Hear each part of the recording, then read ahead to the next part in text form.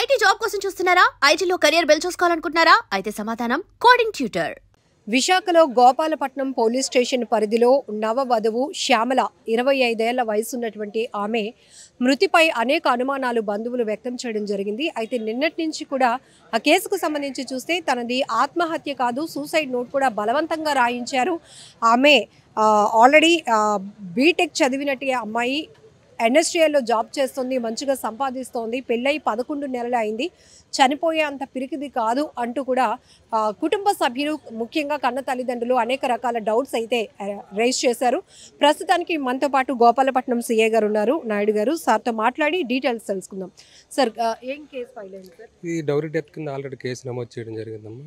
ACP గారు investigation చేస్తున్నారు, MRO గారు పంచనామా చేశారు, పోస్ట్ మార్టం కూడా కంప్లీట్ అయింది. సార్, ఘటనా స్థలంలో మృతదేహం ఎలాంటి పరిస్థితిలో ఉంది సార్? అది ఇన్వెస్టిగేషన్లో ఏసీపీ గారు ఇన్వెస్టిగేషన్ అమ్మా, తర్వాత ఎంఆర్ గారు ఇంక్వెస్ట్. అది నేను అసిస్టెంట్స్ వరకు నాది. సో అంటే బంధువులు కొన్ని డౌట్స్ రైజ్ చేస్తున్నారు, ఆ ప్రకారంగా ఏమైనా కేసు ఫైల్ చేసి అతన్ని అదుపులో వాళ్ళ అనుమానాలన్నీ కూడా పోస్ట్ మార్టం అయింది కాబట్టి డాక్టర్ గారు ఎంక్వైరీ రిపోర్ట్లు పోస్ట్ మార్టం రిపోర్ట్లు బయటకు వస్తాయి.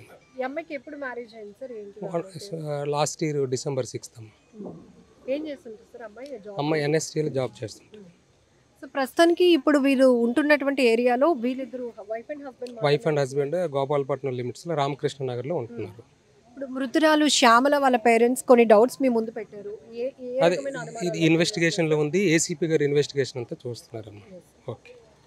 సో ప్రస్తుతానికైతే కేసు ఇన్వెస్టిగేషన్లో ఉంది కాబట్టి ఏది మనం చెప్పలేము. కాకపోతే ఏంటంటే మృతురాలు శ్యామల వాళ్ళ పేరెంట్స్ కానీ కుటుంబ సభ్యులంతా కూడా నిన్నటి నుంచి మృతిపై మాకు అనేక రకాల అనుమానాలు ఉన్నాయి అని చెప్తున్నారు. ఏసీపీ ఆధ్వర్యంలో అయితే కనుక, ఎందుకంటే ఆయన ఐఓగా ఈ కేసు టేకప్ చేశారు కాబట్టి ఇప్పటికే డౌరీ వేధింపులు, వరకట్నపు వేధింపుల వల్ల ఆమె చనిపోయింది అనేటటువంటి ప్రైమరీగా ఉన్నటువంటి ఇన్ఫర్మేషన్ బేస్ చేసుకుని కేసు కట్టామని సీఏ గారు చెప్తున్నారు. ఏది ఏమైనప్పటికీ కూడా శ్యామల మ్యారేజ్ జరిగి లాస్ట్ ఇయర్ December 6వ తేదీన అమ్మాయికి పెళ్ళైంది. దిలీప్ శివశంకర్ అనేటటువంటి వ్యక్తితో. అతను కూడా ఇక్కడ సింగపూర్ అనే ప్రైవేట్ బ్యాంక్లో జాబ్ చేస్తున్నట్టు తెలుస్తోంది. ఇప్పటికే కన్న తల్లిదండ్రులతో కూడా మనం మాట్లాడించున్నాము.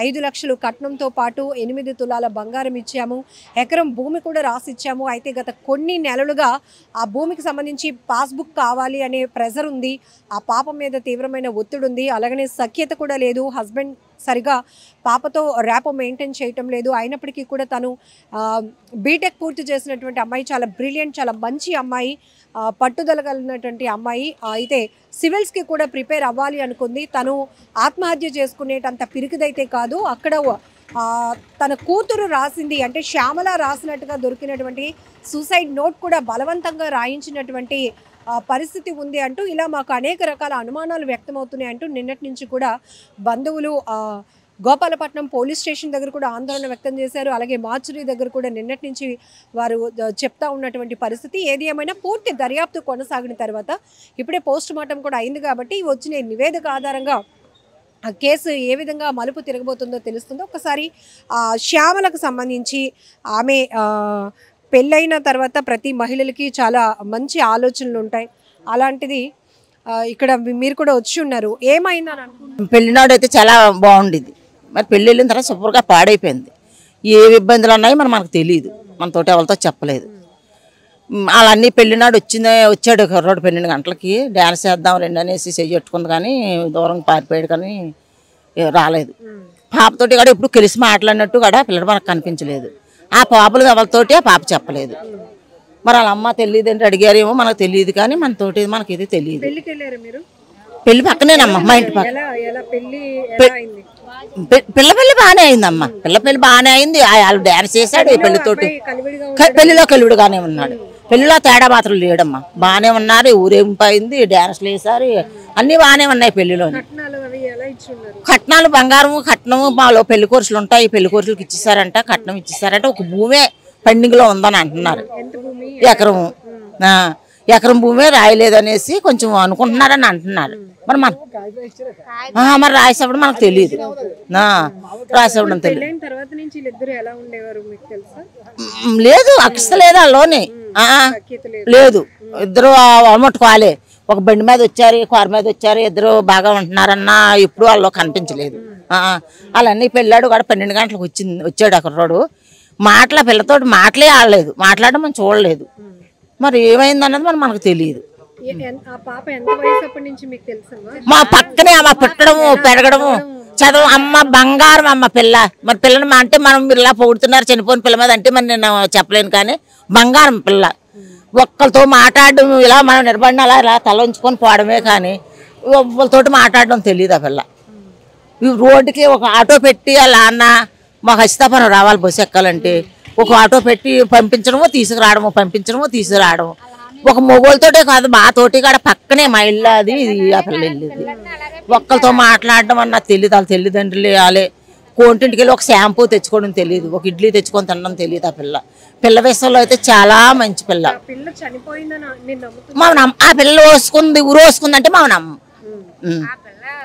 ఆ పిల్లే అంత పిరికి పిల్ల మాత్రం కాదు, అంత పిరికి పిల్ల మాత్రం ఆ పిల్ల కాదు. మరి ఏం జరిగిందో మరి పరమాత్మకు తెలుసు. మరి అతను చంపాడో మరి ఏమైందో అన్నది మనకు తెలియదు. అది మాకు తెలియదు అమ్మా, మాకు తెలియదు ఆ సంగతి. లేదు, ఇక్కడికి వచ్చినప్పుడు కూడా మాట్లాడుకున్నట్టు మాకు కనిపించలేదు. ఉండాలి కదా, వచ్చాడు ఊరేగింపు 12 గంటలకు వచ్చాడు. వస్తే ఇలా చెయ్యట్టుకొని తీసుకెళ్తే ఏదో అందరమే ఉన్నామమ్మా, అందరమే ఉన్నాము, మేమందరమే ఉన్నాము. ఆ డాన్స్ అయితే పిల్లలను తీసుకెళ్తాం కదా, ఏమండి ఒక స్టెప్ వేద్దాం రండి, ఒక స్టెప్ వేద్దాం రండి, ఏదో పాట వేద్దాం అనేసి పాపం పిల్ల చాలా చుట్లు నాగింది, సరదా పడ్డది. పరిగెట్టిపోయాడు.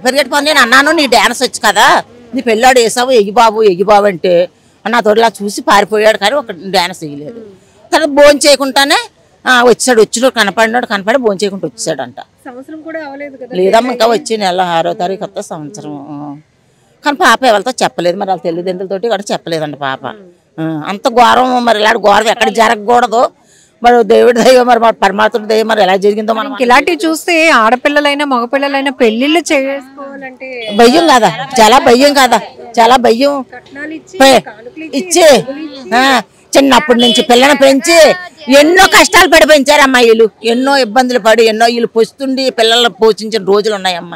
ఇంత పప్పు నానబెట్టి ఇడ్లీ పెట్టి పిల్లలకి ఇద్దరికి కాలేజీలు పెట్టి పెంచి పెద్దలు చేసి చదివించారు, జాబులు వచ్చాయి. సరిగా పిల్లల రూపాయి తిందాము అని అన్ని టయానికి పెళ్లి చేశారు. పెళ్లి చేసే ఇబ్బందుల్లోనే ఇచ్చారు, డబ్బులు ఇచ్చారు, కట్నం ఇచ్చారు, బాగానే పాలకూలు పెట్టారు, అన్ని బాగానే అయ్యాయి. అన్ని బాగా అయ్యి మరి ఇంతవరకు ఇలా చేశారు అంటే ప్రతి ఆడపిల్లలకి ఇక్కడ రక్షణ లేదు. ఎవరు ఏ ప్రభుత్వం వచ్చినా రక్షణ మాత్రం ఆడవాళ్ళకి చెయ్యలేదు.